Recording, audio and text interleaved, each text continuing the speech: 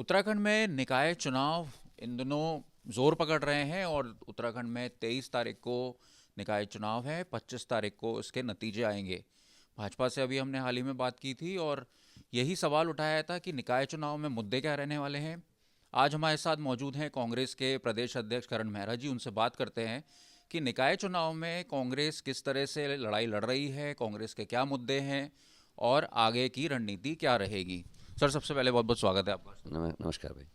Sir, आपसे जानना चाहेंगे कि निकाय चुनाव में कांग्रेस किस तरह से मुद्दे उठा रही है, क्या क्या मुख्य मुद्दे हैं जो जनता के बीच में आप लेके जा रहे हैं। देखिए, कुछ तो बड़े मुद्दे हैं जो पूरे प्रदेश में एक से हैं। जैसे ग्रीन उत्तराखंड की हम बात कर रहे हैं। पर्यावरणविद आज ग्लेशियर्स के पिघलने को लेकर चिंतित दिखाई देते हैं। बादल फटने की घटनाएं 10-12 साल में कोई एक सुनाई देती थी, अब हर साल 7 से 8 जगह बादल फट रहे हैं और लोग मर रहे हैं। वो हमारे लिए चिंता का विषय है। टेम्परेचर में बहुत बड़ा फ़र्क आया है। जहाँ 27-28 से ऊपर नहीं जाता था, वहाँ 35 से ऊपर जाने लगा है। जहाँ 30 से 35 के बीच में रहता था, वो 40 से 45 डिग्री तक टेम्परेचर आ रहा है, जो आने वाले समय के लिए एक गंभीर खतरा है। तो ग्रीन उत्तराखंड की बात हम करते हैं। हम बात कर रहे हैं साफ़ पानी की। आज सेठ लोग तो आरओ का पानी पी ले रहे हैं, जो अमीर लोग हैं, लेकिन गरीब का बच्चा आज नल का पानी पी रहा, वो भी वो पानी जो पहले फिटकरी और चूने से साफ़ करके भेजा जाता था। आज ये प्रोसेस दिखाई नहीं देती है। दूसरा, हम लाइब्रेरीज़ की बात कर रहे हैं, क्योंकि जो सरकारी लाइब्रेरियाँ थी लगभग ख़त्म सी हो गई हैं। हम दोबारा उनको रिनोवेट करके लोगों के लिए सुविधा देना चाहते हैं। हम ट्रेंचिंग ग्राउंड की बात कर रहे हैं। हम बस मिशन बटरफ्लाई जैसे जो नैनीताल में चला था, उस तरीके के मिशंस को लाने की बात कर रहे हैं। हम बात कर रहे हैं नालियों की सफाई की, स्वच्छता की। जो अंदर गली मोहल्ले की सड़कें हैं वो सब टूटी पड़ी हैं उसकी। और हम बात कर रहे हैं स्वास्थ्य और शिक्षा की। जिस तरीके से कोरोना में मिस मैनेजमेंट था, उसके बाद डेंगू में मिस मैनेजमेंट था, हम चाहते हैं सरकारी अस्पतालों में पूरी इमदाद, डॉक्टर्स और दवाइयाँ हों। और जो सरकारी अस्पताल हैं, स्कूल हैं, जहाँ गरीब का बच्चा आज भी शिक्षा ले रहा है, वहाँ टीचर्स नहीं हैं, सुविधाएं नहीं हैं, उनको हम मजबूत और अच्छा करने की और को कदम बढ़ाएंगे। ये हमारी प्राथमिकता रहेंगी। ऐसा नहीं लग रहा कि जैसा देखा जा रहा है कि जो आपने अभी मुद्दे बताए हैं जिनको लेकर आप लोगों के बीच में जा रहे हैं, वो मुद्दे कहीं ना कहीं भाजपा हाईजैक कर रही है, क्योंकि भाजपा तो अलग ही मुद्दे पे लड़ रही है। यूसीसी हो गया, या फिर जो स्टेट के या फिर केंद्रीय मुद्दे हैं उनको भी नगर निगम में लेकर आ रही है। और नगर निगम में पहली बार ऐसा हुआ कि मैनिफेस्टो के साथ बाकायदा जो है वो अलग अलग जो नगर निगम के मैनिफेस्टो से उनको लॉन्च किया गया। देखिए सर, मैंने जब हल्द्वानी और काशीपुर में स्पीच दी आज से करीब 7 दिन पहले, तब तक इनका कोई विज़न नहीं था, कोई डॉक्यूमेंट नहीं था। उसके तुरंत बाद बीजेपी की काम ने ये काम स्टार्ट किया। और जो आप कह रहे हैं कि वो केंद्रीय मुद्दे, यूसीसी का हमारे यहाँ कोई उत्साह नहीं है। हम वो ज़मीनी बातें कर रहे हैं। महिला अपराध, क्या बीजेपी के शासन में हम पहले नंबर पर नहीं आगे 9 हिमालय राज्यों में? अंकिता भंडारी से लेके हरिद्वार की 14 साल की बच्ची, 2-2 मंडल अध्यक्ष इनके महिला अपराध में जो है जमानत में बाहर हैं। 13 साल की बच्ची का बलात्कार आईएसबीटी देहरादून में होता है। बहुत सारी, ममता जोशी बहुगुणा से लेकर वो लाल कुआं का इनका दुख संघ का चेयरमैन बोरा जो आज जेल में है। ये सारी चीज़ें हम लोगों के बीच में कह रहे हैं। और महिला, इसीलिए महिलाओं की भागीदारी कांग्रेस की मीटिंगों में ज़्यादा से ज़्यादा हो रही है। और मुझे बीजेपी के विज़न और डॉक्यूमेंट से कोई मतलब नहीं। जो स्मार्ट सिटी कह के ठग गए, जो काला धन लाएंगे कह के ठग गए, जो 2 करोड़ रोजगार की बात ला के ठग गए, तो उनकी किस बात पर जनता भरोसा करे? देखा जा रहा है कि कांग्रेस जो है वो अपने इंटरनल जो प्रॉब्लम्स हैं उनको लेकर भी जूझ रही है। आपने जो पिथौरागढ़ के विधायक हैं मयूख मेहर, उनकी और आपकी तना तना की खबरें बीच में आई। तमाम तरह के मथुरा दत्त जोशी जो हैं पार्टी छोड़ के चले गए। तो कांग्रेस जो है कह सकते हैं कि इंटरनल प्रॉब्लम से जूझ रही है। देखिए, करण मेहरा का किसी से तनातनी नहीं है, प्रेसिडेंट की है। जो पार्टी के निर्णयों का विरोध करेंगे, जो कैडर के खिलाफ काम करेंगे, जो ज़मीनी कार्यकर्ताओं को आगे बढ़ने नहीं देंगे, तो निश्चित है वहाँ कहीं ना कहीं हमको स्टेप लेना पड़ेगा। और हम चाहते हैं कि जो योग्य लोग हैं, जिनको आगे बढ़ाने की आवश्यकता है, भाई विधायक तो मेघ बहरी हैं, आगे भी लड़ते, और भी क्षेत्रों में ऐसा ही है। और जो लोग पार्टी छोड़ के जाने की बात कर रहे हैं, वो बताएं ना उनको क्या नहीं दिया पार्टी ने। कौन ऐसा, आप किसी शख्स का नाम लो, मैं बताता हूँ क्या पार्टी ने दिया है। आज जोत सिंह बिस्ट की बात करो, 2-2 विधायक के बाद चुनाव लड़ा दिए, उसके बाद आप पार्टी में चले गए, आप पार्टी में मन नहीं लगा तो उसके बाद क्या कहते हैं बीजेपी में चले गए। बिट्टू कर्नाटक को बिना चुनाव लड़े हुए राज्य मंत्री, और जो अजय भट्ट जी के पास पद था वो पद जो है बिट्टू कर्नाटक जी को दिया गया, NRHM का हेड बनाया गया, कैबिनेट मंत्री का दर्जा दिया गया। क्या नहीं दे रही पार्टी? पार्टी ने सबको सब कुछ दिया। उसके बाद अगर आदमी की नीयत बदल जाए तो उसमें पार्टी का दोष कहाँ है? आपके एक प्रवक्ता को भी मैं सुन रहा था, उन्होंने बीच में अभी बयान दिया। उनका ये कहना था कि कई ऐसे लोग हैं कांग्रेस में जो कांग्रेसी होने का ढोंग कर रहे हैं लेकिन बीजेपी में भी जा सकते हैं। तो और जिस तरह से पार्टी जो लीडर आपके छोड़ के गए हैं बीजेपी में, उनको देखकर तो ऐसे ही लग रहा था कि वो बीजेपी में जाने के लिए पहले तैयार बैठे, पार्टी बाद में छोड़ रहे हैं। उस चीज़ की पहले अनाउंसमेंट हो रही है कि वो बीजेपी ज्वाइन कर सकते हैं, बाद में अनाउंसमेंट होती है कि पार्टी छोड़ रहे हैं। देखिए, कभी कभी जैसे समुद्र होता है अपनी सफाई खुद करता है, और समय समय पे घर की भी स्वच्छता होती है। और इतनी स्वच्छता नहीं, अच्छा है ना, स्वच्छता हुई पिछली बार बहुत तगड़ी, तो हम 2 बाई इलेक्शन जीते। अभी ये स्वच्छता हो रही है, आप देखिएगा हम निकायों के चुनाव में बहुमत लेके आएंगे। आप कहीं बीजेपी का सपना ना पूरा कर दें कि कांग्रेस मुक्त उत्तराखंड। देखिए, आप आरोप लगा सकते हैं, आप पत्रकार आप कह सकते हैं, पर मेरी नज़र में हम मजबूत हो रहे हैं और लगातार मजबूत हो रहे हैं। 2 बाई इलेक्शन किसने हराए? हम ही ने तो हराए, या किसी और ने हराए?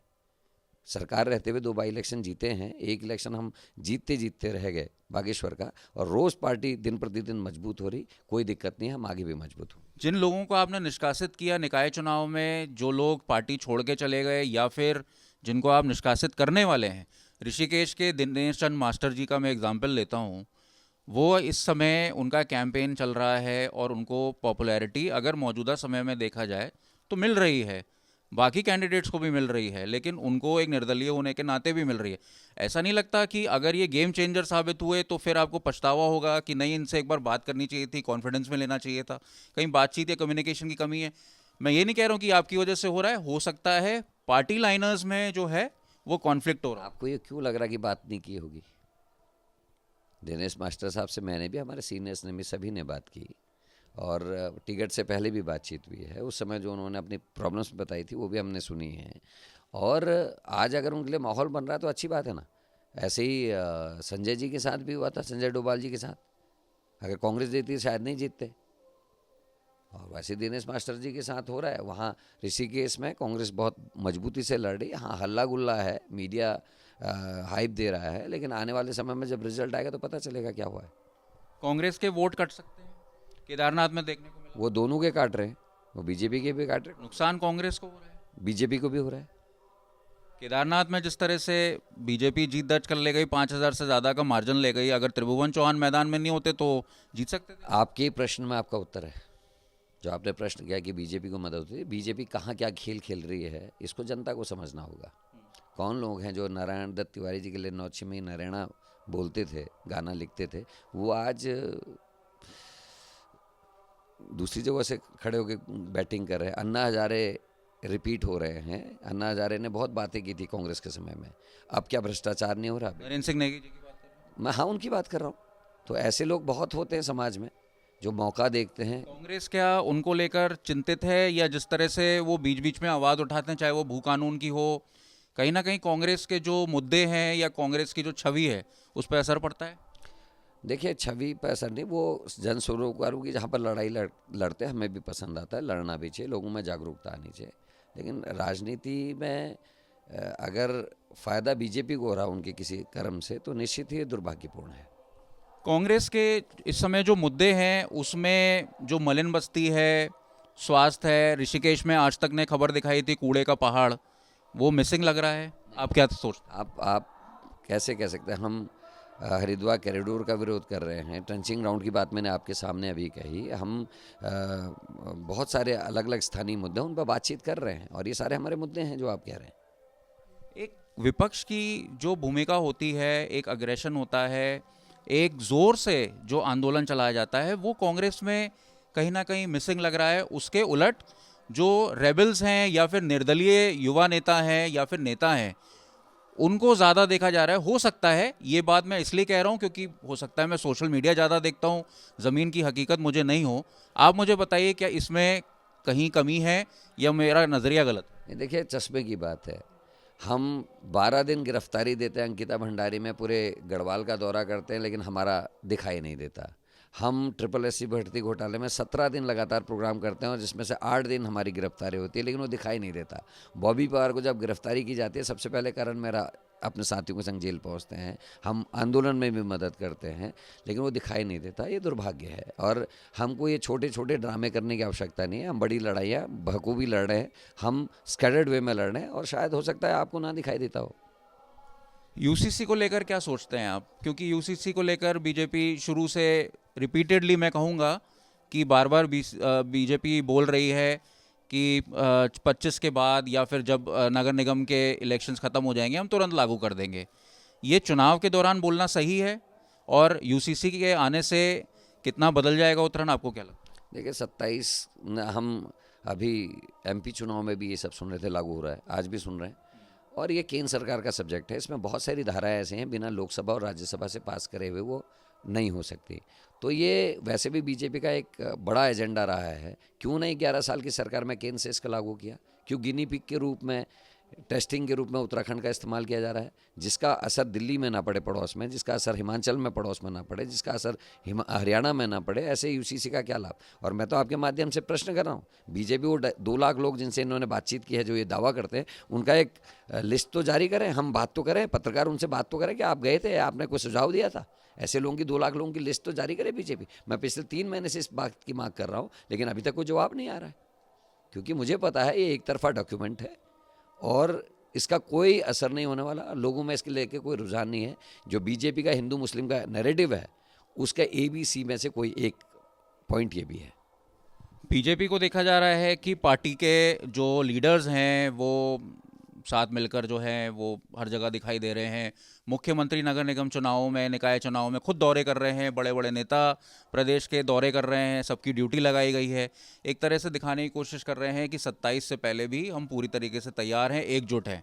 कांग्रेस की 27 के लिए क्या रणनीति रहेगी? देखिए हमारे पूर्व मुख्यमंत्री जी लगातार दौरे में, प्रीतम सिंह जी लगातार दौरे में, गणेश गुदियाल जी लगातार दौरे में, मैं दौरे में, हरक सिंह रावत दौरे में, यशपाल आर्य जी लगातार दौरे कर रहे हैं। तो कांग्रेस भी अपनी पूरी ताकत से चुनाव लड़ी और हम निकाय चुनावों को भी जीते। और 27 की तो आप चिंता मत करें, 27 में हम अपने कैडर को 27 तक इतना मजबूत कर देंगे कि बीजेपी कहीं दिखेगी भी नहीं। बहुत बहुत धन्यवाद। हमारे साथ उत्तराखंड के प्रदेश अध्यक्ष करण मेहरा, जिन्होंने 2 टूक सवालों में जवाब दिया है। उनका कहना है कि कांग्रेस लगातार जो है ज़मीनी स्तर पर लड़ाई लड़ रही है और 27 से पहले कांग्रेस काफ़ी मजबूत स्थिति में आ जाएगी। देहरादून से अंकित शर्मा, आज तक।